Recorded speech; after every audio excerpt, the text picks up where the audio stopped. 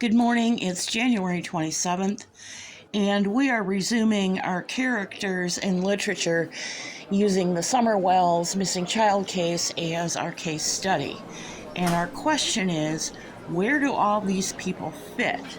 And I'm going to tell you, just as a starter, we're going to dump almost everybody into the tertiary or third level characters until we can tease out how important they really are. So let's get our channel disclaimers out of the way. This podcast is rated for a mature audience only. If you are under 18 years old, this content is not for you. Thank you for visiting us. There's plenty other content on YouTube for you to watch. Have a great day. All content not created by the blue-haired bingo babe, that's me, belongs to its original creator. It is used to substantiate, augment, or exemplify this author's content. It is used under Title 17, Section 107 of U.S. Code, governing fair use for news, education, and critique. And I'm out of breath already. A reminder to those who may be here for the first time and have never seen this series, this is a series. It was supposed to be a 3 or 4-parter, and it just keeps exploding because even now we have new people interjecting themselves into Summer Wells' story. And we're looking at her story through the lens of storytelling, character development, character roles, character archetypes, what motivates them. I will put a card up on the top.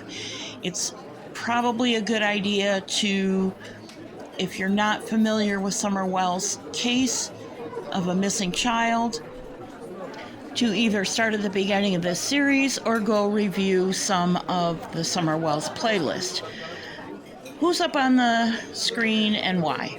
Tertiary characters. Characters whose role is in the background of the story or is representative of a group of people or perform some functionary role. We've got 3 examples. On the left is Tim Coop. He is the head of the Churchill Rescue Squad.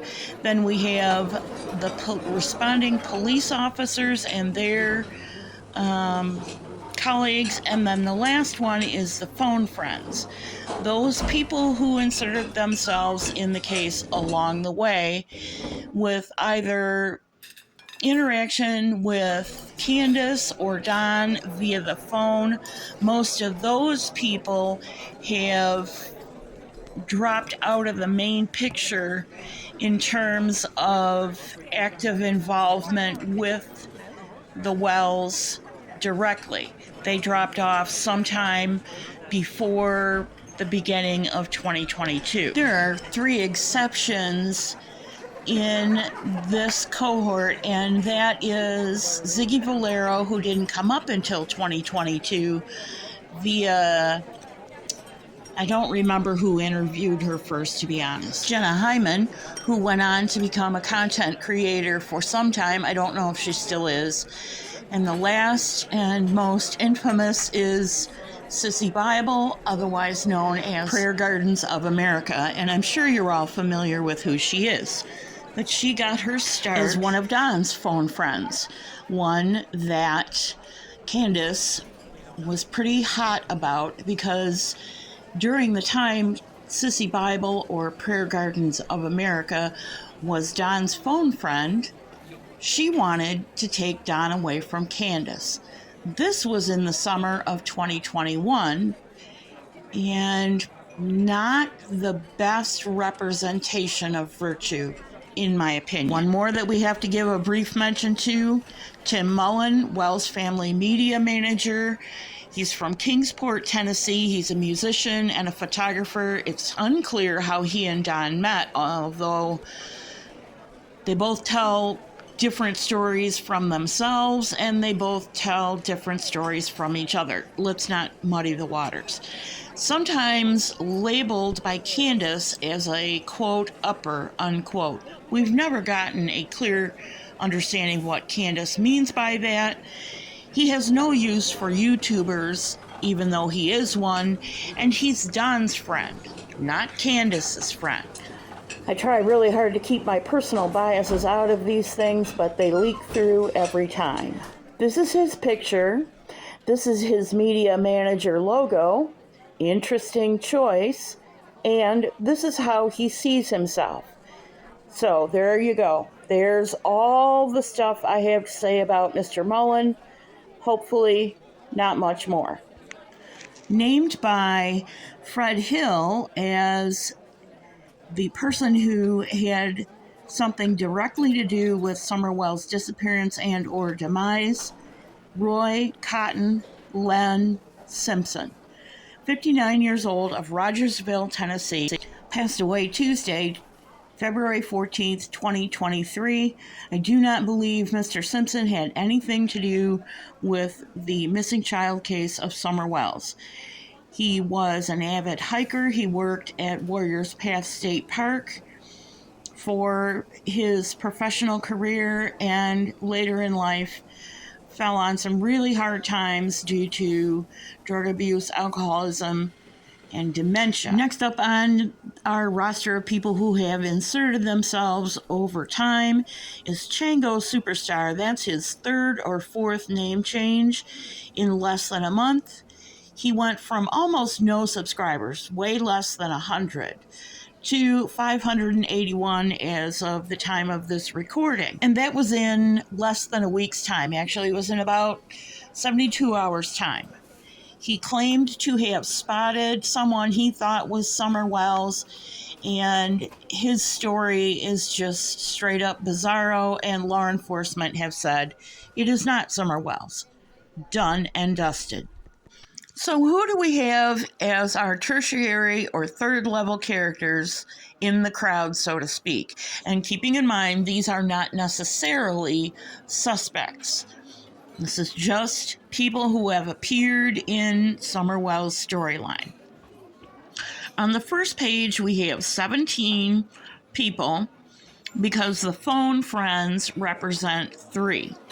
And on the second page, we have 31. However, there could be as many as 100 more because remember, we don't know how many neighbors and friends were visiting in Ben Hill, how much less how many doctors, nurses, and other people in Kingsport saw Candace and the people in Grandma's truck. And let's not forget everybody's dogs. And that leaves us with the big task of figuring out who actually fits in the second level characters and what role do they play. Some of the people that we're going to talk about would be considered true sidekicks, like the Fellowship of the Ring. Let's start with Candace and Candy Harrer. And on the right there you can see that we have various roles: the antagonist, the confidant, the foil, the hero, and so forth.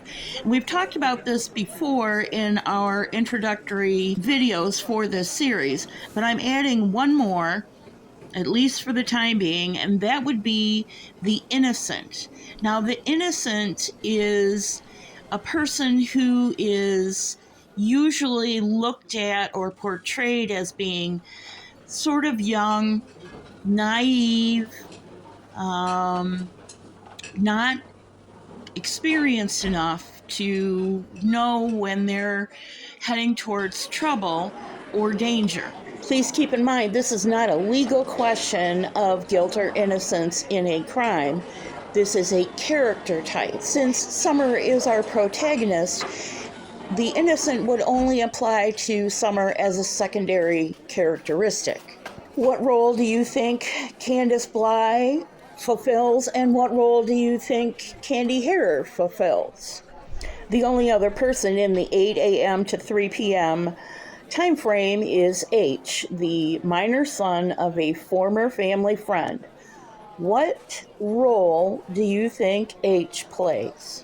I'm grouping the next 3 together only because they're all family, and at least 2 out of 3 of them were definitely there when H went home in this window of time that is before we start the afternoon hours in Rogersville on 110 Ben Hill Road.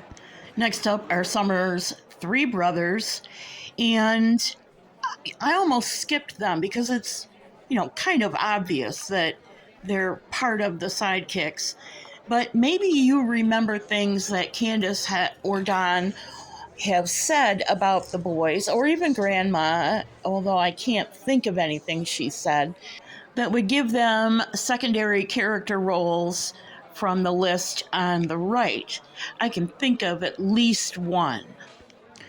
Don is up next, and he's a little out of order of chronological events, but we have to determine what role he plays in the story of Summer Wells. We're going to stop there for today because that pretty much encompasses all the daylight hours of June 15th, 2021. And I can put up polls if you guys want to vote on these first sets of characters, or we can do them one by one by one by one. You can vote on each character individually, what you think they are, what role do they play, yada, yada, yada. Let's have a conversation in comments and in polls, and we'll see where all this kind of shakes out in this different lens. Thank you so much for joining me. It's greatly appreciated. Hello to the new subscriber. God bless you. See you real soon.